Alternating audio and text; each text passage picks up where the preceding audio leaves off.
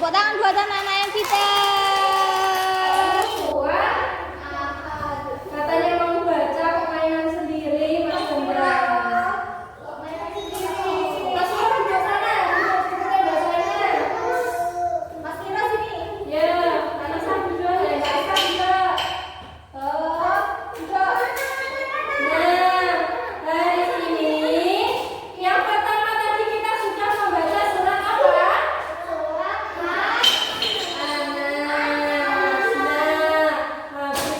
Habis surat Anas tadi namanya surat apa? Iya pintar, surat Al-Ikhlas. Nah, habis ini kita akan menonton kisah Nabi. Kisah apa? Kisah Nabi. Coba anak-anak yang kenal Nabi siapa? Yang kenal namanya Nabi siapa? Kita punya 25 nabi, ya. Terus yang kenal namanya Nabi siapa? Nabi siapa? Mas Hamdan. Nabi siapa? Nabi Muhammad. Iya pintar, Nabi Muhammad. Terus siapa lagi? Nabi Isa. Terus ada lagi. Nabi siapa? Nabi Musa. Nah, ini kita akan menonton kisah teladannya Nabi. Nanti coba didengarkan. Nanti lah nggak mendengarkan, nggak tahu cerita. Ayo, semua duduk yang rapi. Siapa ini? Ya, badannya bergerak. Badannya ke depan. Ayo. Wah, yuk dukung kami dengan menekan tombol subscribe. Jangan lupa bunyikan tanda lonceng untuk notifikasi. Selamat menonton. Kisah Nabi Musa alaihissalam, manusia yang berbicara dengan Allah. Kisah Nabi siapa tadi? Nabi Muhammad. Nabi Musa. Ayo dengarkan. Nabi Musa yang bisa apa tadi? Berbicara dengan Nabi Mesir merupakan negara yang besar dan kuat. Namun sayangnya, kekuatan dan kemakmuran hanya dinikmati oleh raja dan para pengikutnya. Raja Mesir dikenal dengan sebutan Fir'aun. Dia adalah raja yang zalim dan suka bertindak semena-mena. Fir'aun menetapkan perbedaan kasta dan membagi masyarakat berdasarkan suku. Dia sangat kuat dan menyebut dirinya sendiri sebagai dewa. Pada suatu malam, Fir'aun bermimpi tentang bara api yang datang dari arah Baitul Maqdis. Api itu membakar seluruh Mesir, kecuali rumah-rumah kaum Bani Israel. Fir'aun bertanya kepada para penyihir istana tentang arti mimpinya. Itu artinya akan lahir dari keturunan Bani Israel yang akan menghancurkan kerajaanmu. Kaum Bani Israel adalah kaum dengan kasta paling rendah di Mesir. Fir'aun marah besar. Bunuh semua laki-laki yang lahir dari Bani Israel. Tidak boleh ada satupun yang selamat. Siapa dia?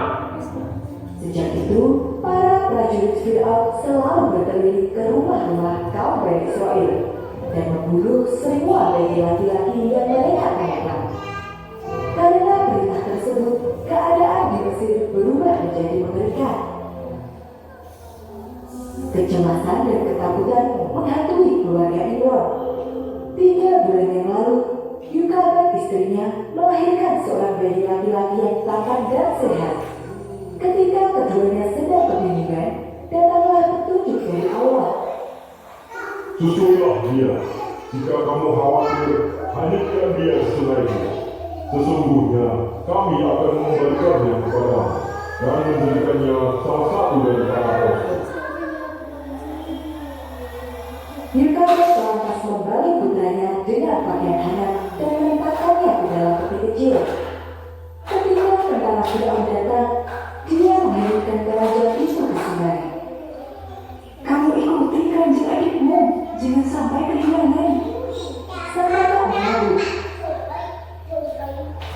Sepanjang malam, dia mengikuti kerajaan adiknya itu di sepanjang sungai Nil. Arus sungai membawa kerajaan bayi itu ke istana Firaun dan akhirnya ditemukan oleh Asia, istri Firaun. Dia dan para dalang membawa bayi itu ke istana. Asia merupakan wanita yang soleh. Dia tidak tega jika harus membunuh bayi yang tidak berdosa. Akhirnya, dia mengangkat bayi itu menjadi anaknya dan memberinya nama Musa, yang artinya diangkat dari air. Kelak, dia akan menjadi Nabi Allah. Asia menunjukkan Nabi Musa kepada keluarga-keluarga yang sedang menyusui. Jadilah ibu susu bagi anakku. Namun sayangnya, Nabi Musa sama sekali tidak mau menyusu. Hal ini membuat Asia bingung dan khawatir. Kemudian, datanglah kakak Nabi Musa. Hamba tahu seorang wanita yang mungkin saja bisa menyusuinya. Asia pun meminta sang kakak untuk menjemput wanita itu. Wanita yang dimaksud adalah Yukabed, ibunda Nabi Musa sendiri. Ketika Yukabed sampai di istana, Nabi Musa sedang menangis karena lapar. Tapi tangisan itu langsung berhenti ketika Yukabed menggendongnya. Kemudian Nabi Musa menyusu hingga kenyang. Asia bahagia melihat anaknya tertidur pulas.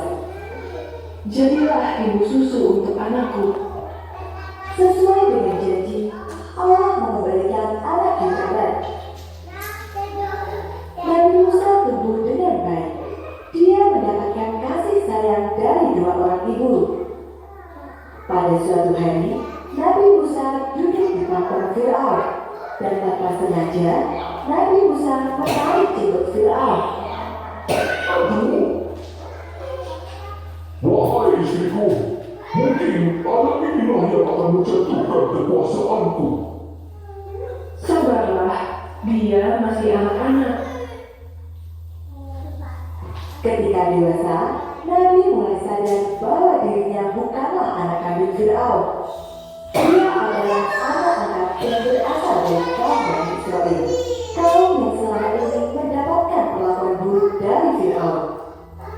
Suatu hari, Nabi Musa berniat menolong seorang pemuda Bani Israel yang sedang disiksa oleh prajurit Firaun. Tanpa sengaja, Nabi Musa memukul prajurit itu dan membuatnya tewas. Kabar tentang pembunuhan itu sampai ke telinga Firaun. Dia marah karena prajuritnya tewas gara-gara kaum Bani Israel. Nabi Musa berkata, jika dia tidak melarikan diri, nyawanya pasti akan terancam. Kemudian, dia memutuskan untuk pergi dari kota Mesir. Dia terus-menerus berjalan hingga akhirnya tiba di kota Madian. Nabi Musa singgah di rumah Nabi Syuaib dan menceritakan semua yang dialaminya. Sejak saat itu, dia tinggal bersama Nabi Syuaib sambil membantu mengembalakan ternak. Tidak terasa, 10 tahun telah berlalu. Nabi Syuaib merasa bahwa Nabi Musa merupakan lelaki yang baik. Beliau kemudian menikahkan putrinya Syafura dengan Nabi Musa. Suatu hari, Nabi Musa tiba-tiba rindu pada Mesir. Dia ingin sekali pulang ke kampung halamannya itu. Terlebih lagi, kabar tentang kekejaman Firaun dan bala tentaranya semakin meningkat setiap hari. Mereka terus-menerus menindas Bani Israel. Nabi Musa ingin mengamalkannya. Dia pun memohon izin kepada Nabi Syuaib untuk pergi ke Mesir bersama istrinya. Perjalanan menuju ke Mesir sangat jauh dan berat. Hari sudah gelap ketika Nabi Musa tiba di Bukit Sinai. Malam itu begitu dingin. Nabi Musa melihat ke sekitar, mencari sesuatu yang bisa dijadikan perhangat. Dia kemudian melihat sebelas cahaya. Ternyata itu adalah cahaya api. Nabi Musa pun meminta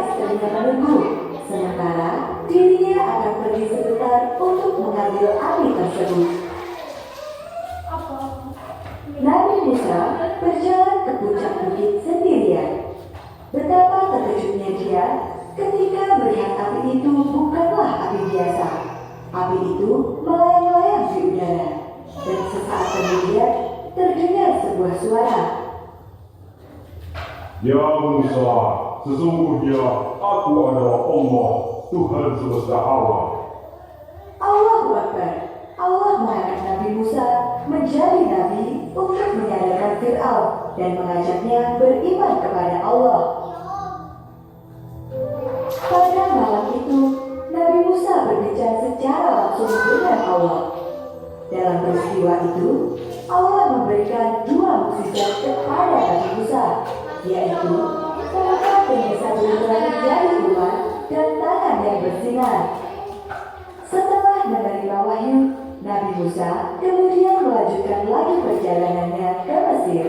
Tempat yang pertama didatangi adalah rumah orang tua kandungnya.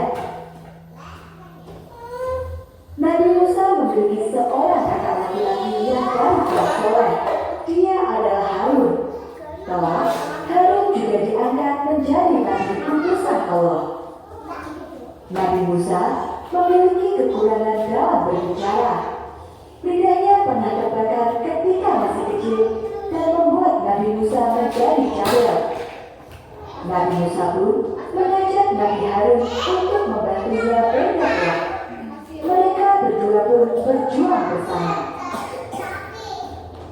Nabi Musa memulai dakwahnya di Mesir. Dalam sekejap saja langsung tersebar kabar tentang Nabi Musa yang membawa ajaran agama baru. Nabi Musa mengajak penduduk Mesir untuk menyembah Allah semata. Tiada Tuhan selain Dia. Tentu saja hal ini membuat Fir'aun marah. Dia memerintahkan agar Nabi Musa ditangkap dan dibawa ke istana. Engkau mengaku sebagai Rasul utusan Tuhan, padahal akulah Tuhan di negeri ini. Pada kesempatan itu, Nabi Musa mengajak Fir'aun untuk bertaubat dan beriman kepada Allah. Namun, ajakan itu ditolak. Aku memiliki ahli sihir terhebat. Buktikan jika engkau memang utusan Tuhan. Kalahkan para penyihirku. Para penyihir istana melemparkan seutas tali yang kemudian berubah menjadi ular kecil. Kami bisa menciptakan ular. Bagaimana denganmu, Musa? Allah berfirman, meminta Nabi Musa untuk meletakkan tongkat miliknya. Nabi Musa pun meletakkannya. Atas izin Allah, tongkat itu berubah menjadi ular raksasa yang kemudian menelan ular kecil itu. Ada ular besar kalau? Fir'aun sudah melihat sendiri mukjizat Nabi Musa, tapi dia tetap tidak mau mengakui. Itu adalah sihir. Jika engkau benar-benar utusan Tuhan, berikan aku bukti lagi. Nabi Musa kemudian mengeluarkan tangannya dari saku. Tangan itu memancarkan cahaya yang sangat menyilaukan mata, membuat Fir'aun dan pasukannya tidak bisa membuka mata mereka. Setelah peristiwa itu, kaum Bani Israel di Mesir berbondong-bondong beriman kepada Nabi Musa. Hal ini membuat Fir'aun semakin membenci Nabi Musa. Fir'aun melakukan segala cara untuk mengganggu dakwah Nabi Musa. Salah satu cara yang digunakan adalah dengan menyiksa para pengikut Nabi Musa. Cepat tinggalkan Musa, atau seluruh keluarga akan dibunuh. Perjuangan Nabi Musa mengajak Fir'aun beriman kepada Allah sungguh berat. Mereka selalu saja menantang Nabi Musa dan menindas siapa saja yang mengikutinya. Maka Allah pun menurunkan azab. Kemarau panjang melanda dan menyebabkan semua lahan mengering. Setelah kekeringan panjang, Allah menurunkan banjir untuk mereka. Seluruh harta benda mereka hanyut di telan air. Mesir mengalami kekacauan besar. Namun, Fir'aun tetap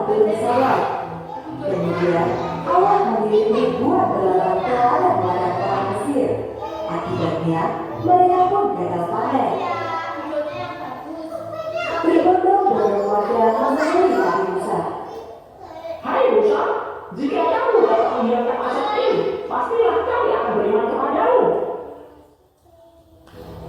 Namun, setelah Nabi Musa menghentikan asap itu, mereka mengingkari janji. Allah pun menurunkan asap-asap lainnya. Bukannya sadar, Fir'aun justru menuduh Nabi Musa lah sumber bencananya. Segera tangkap Musa dan bicarakan dia. Tangkap juga semua pengikutnya, supaya mereka tahu bahwa akulah Tuhan yang pantas disembah.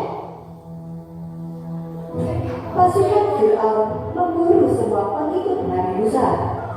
Dalam keadaan terdesak, Nabi Musa menerima wahyu dari Allah untuk keluar dari Mesir dan pergi ke Baitul Maqdis.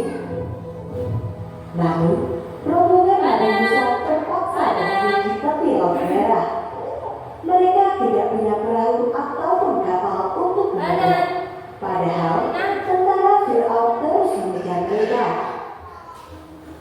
Bagaimana caranya Nabi Musa dan kaumnya bisa menyeberang? Inilah salah satu mukjizat terbesar Nabi Musa. Allah memerintahkan agar Nabi Musa memukulkan tongkat ke laut. Dan seketika itu juga, air laut terbelah menjadi dua. Allahu Akbar. Nabi Musa dan kaumnya bergegas berlari. Di belakang mereka, pasukan Fir'aun sudah terlihat. Mereka ikut menyeberangi laut yang terbelah itu. Setelah Nabi Musa dan kaumnya sampai di seberang Laut Merah, Allah mengembalikan air laut itu seperti sedia kala. Dan laut pun menelan Fir'aun dan semua pasukannya.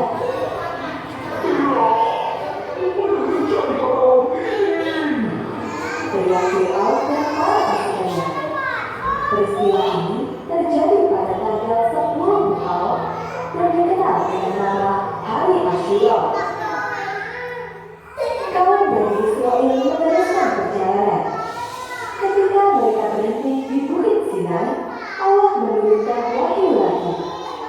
Allah meminta Nabi Musa untuk pergi ke puncak bukit dan berpuasa selama 40 hari. Nabi Musa berdoa, Ya Tuhanku, tampakkanlah suratmu kepadaku, supaya aku dapat melihatmu. namun keinginan Nabi Musa itu tidak terkabul. Allah berfirman, Engkau tidak akan sanggup melihatku. setelah 40 hari, Allah menurunkan kitab suci kepada Nabi Musa. Kitab itu dikenal sebagai kitab Taurat. Kitab yang berisi tuntunan hidup bagi kaum Bani Israel agar mereka selalu berada di jalan yang benar. Subhanallah, Allah meninggikan derajat Nabi Musa. Beliau adalah seorang nabi serta rasul utusan Allah yang berasal dari keturunan Hebrew, yaitu Yakub alaihissalam.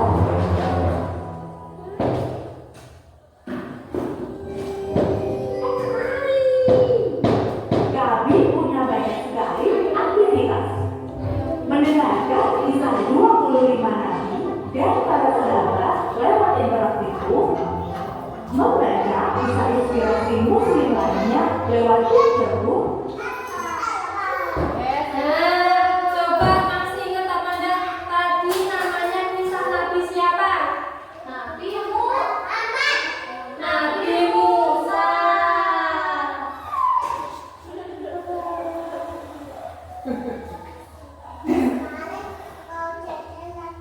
Jajan lagi.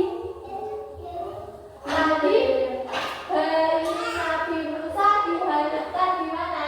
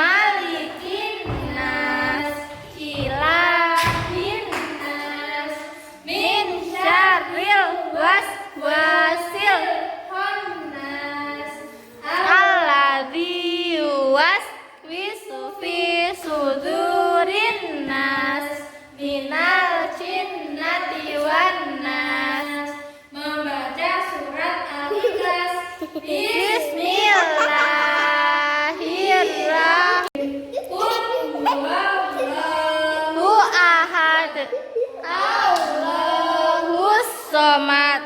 Lam yalid walam yulad walam yakul lahu kufuwan ahad. Ya, sekarang tasnya boleh dicatat.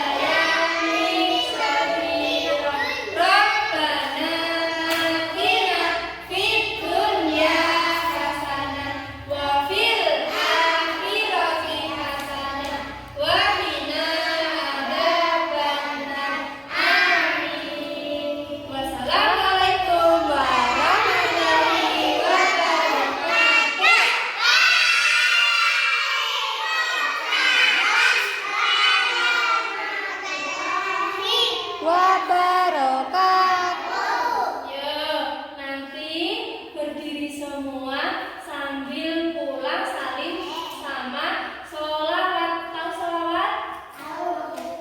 Gimana lagunya? Sholatullah, salamullah ala toha rasulillah. Sholatullah, salamullah ala yasin habibillah.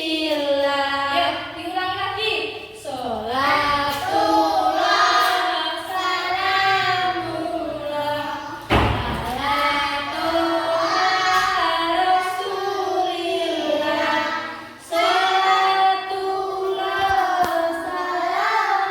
salamullah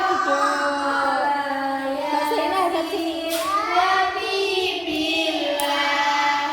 Tepuk tangan buat anak-anak yang hebat. Salim dulu sama kulit. Yo, Mbak Anin.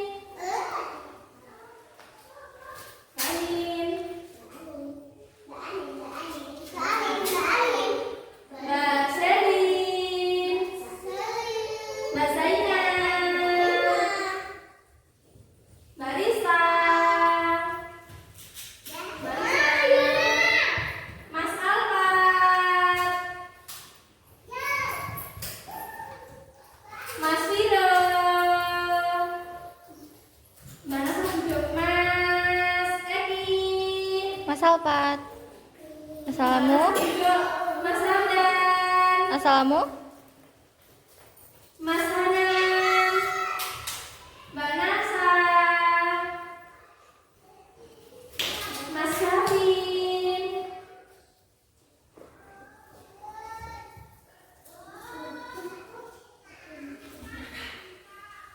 Tasnya tidak dibawa pulang. Tasnya diambil. Salim, Salim. Tasnya diambil. Iya, betul. Assalamualaikum, pintar. Assalamualaikum.